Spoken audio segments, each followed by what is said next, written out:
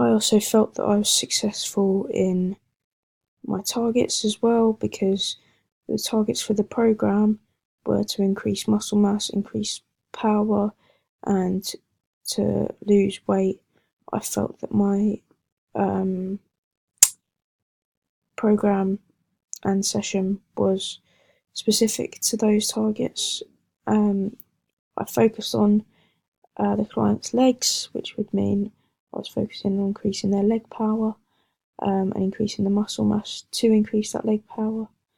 And the fact that it was high intensity interval training meant that it was using fat and burning fat as well, resulting in a loss of weight.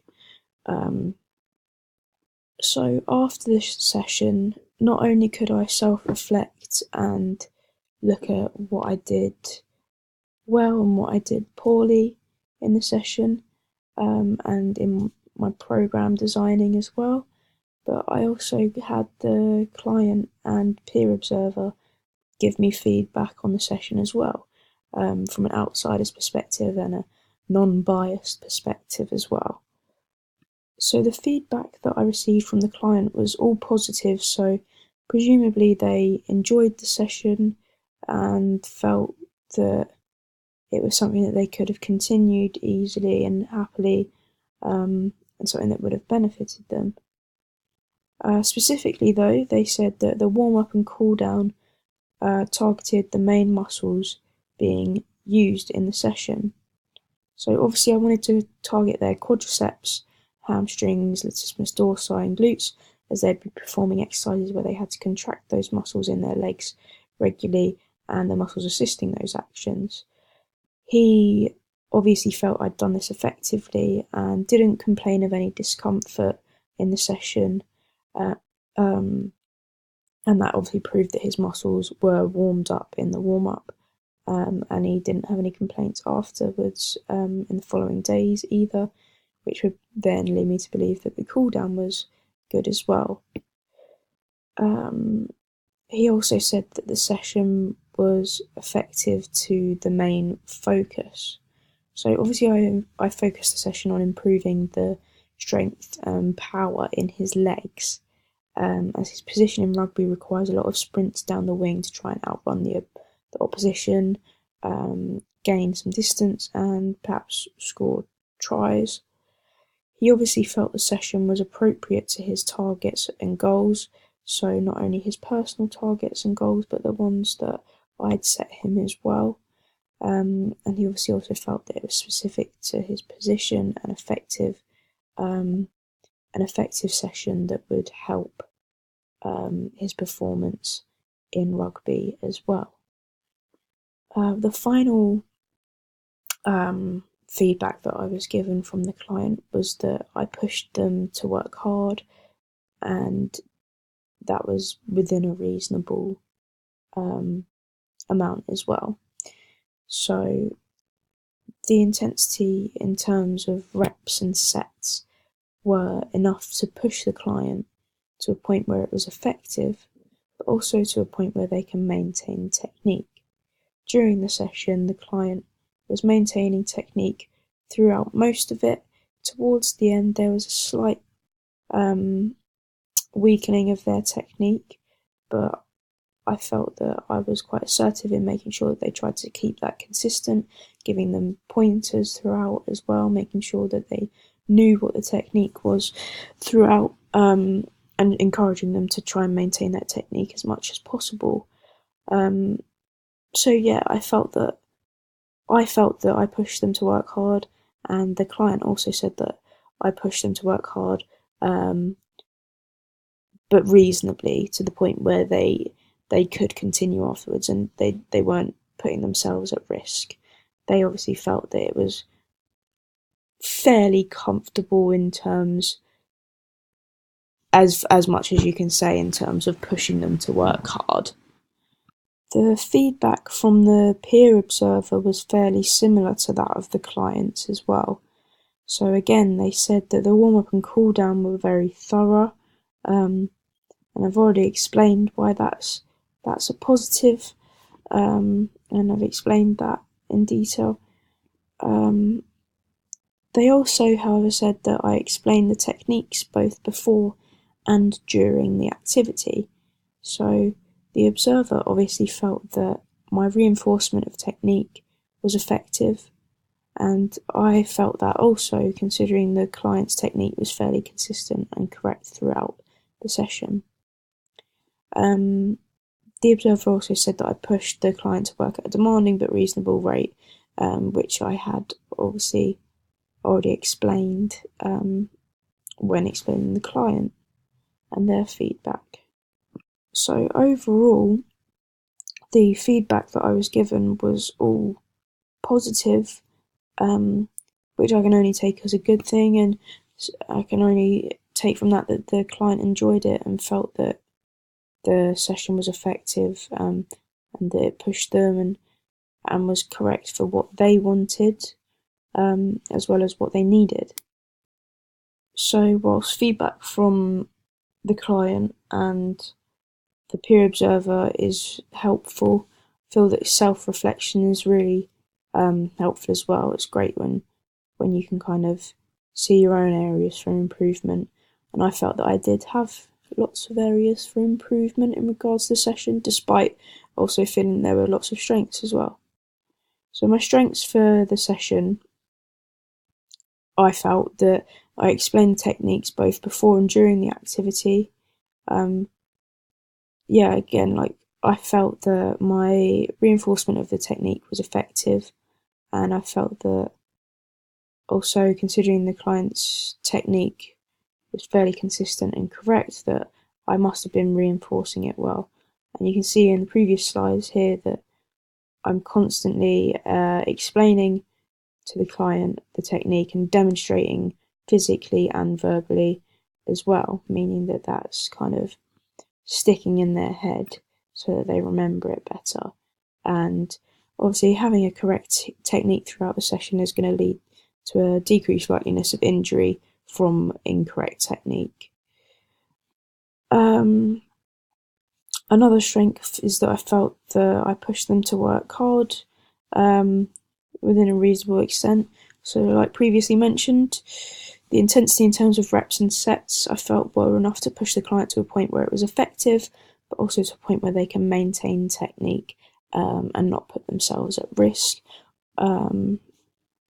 Obviously, usually a decrease in their technique, a worsening of their technique, usually means that they're not getting the right effects from it. Their body won't adapt to it because they're not using the correct technique. So maintaining technique is very important, which is why I feel that's a strength. I pushed them to work hard, but they could still maintain technique. Another strength, I felt that I engaged with the client throughout, talking to them, joking with them, and hopefully making the demanding exercise more enjoyable. Usually when you're being worked hard, it can make it unenjoyable, but I felt that I connected with the client and was talking to them, maintaining eye contact with them, joking with them, making it a bit more entertaining and a bit more fun as well. I also felt that, like I said before, the warm-up and cool-down targeted the main muscles being used. So I targeted their quadriceps, hamstrings, latissimus dorsi, and glutes as they would be performing exercise where they had to contract the muscles in their legs regularly, and the muscles assisting those actions. So yeah, again, he didn't complain of any discomfort, which would imply that his muscles were properly warmed up. Obviously, that's really important because any injuries during the session or after the session would mean that he can't participate in his sport and would perhaps lead to lack of enjoyment as well, because he wouldn't be doing the sport that he enjoys anymore due to that injury. The last strength, I felt that I provided verbal and non-verbal communication. So I ensured that when I explained things verbally, I also demonstrated the technique myself. I feel that's something that's really important in case they don't understand your verbal demonstration or verbal instructions, to kind of show them how to do it as well, so that they can physically replicate and put themselves in that position for the exercise. It just ensures that maintenance of correct technique. So my areas for improvement for the session, I felt that I could have been more creative with the cool down. Whilst the cool down was effective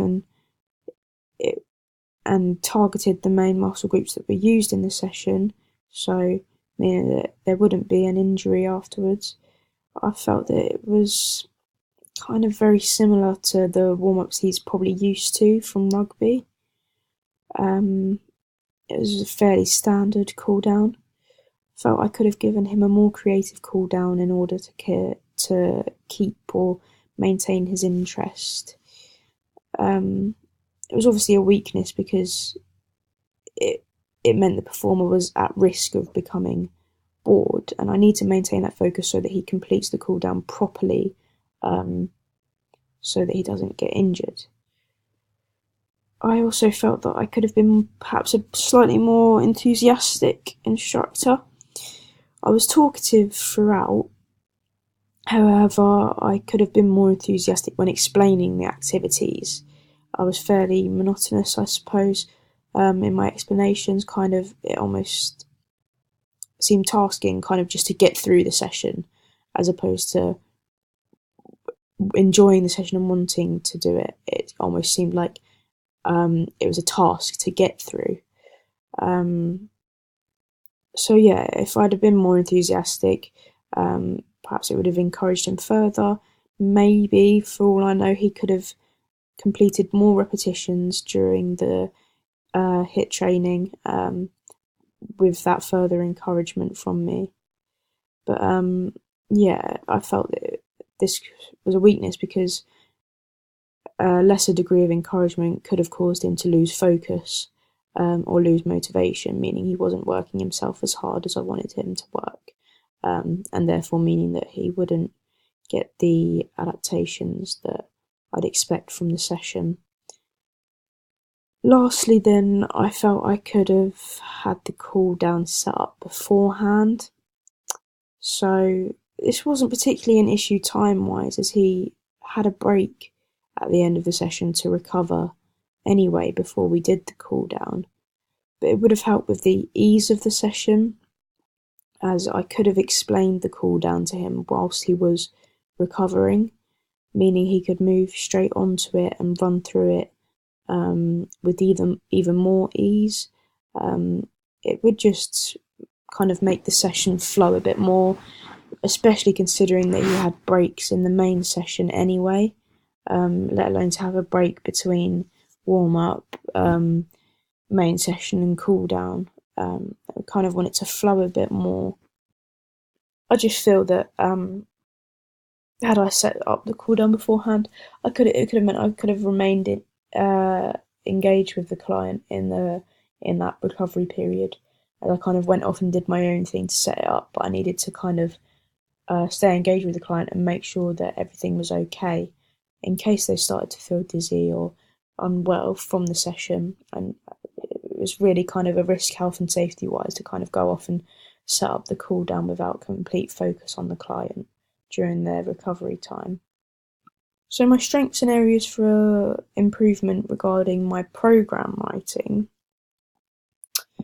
I felt my strengths were that I progressively overloaded the client, which is obviously an essential part of designing a training plan. So that ensured the client was pushed to a point where it forces their body to adapt to the continually increasing demands of the exercise.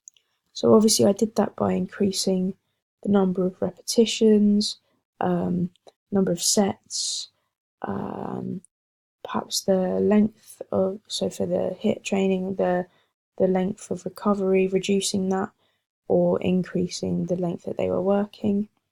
And I did that gradually. I didn't do a massive increase from first week to second week of 2 sets.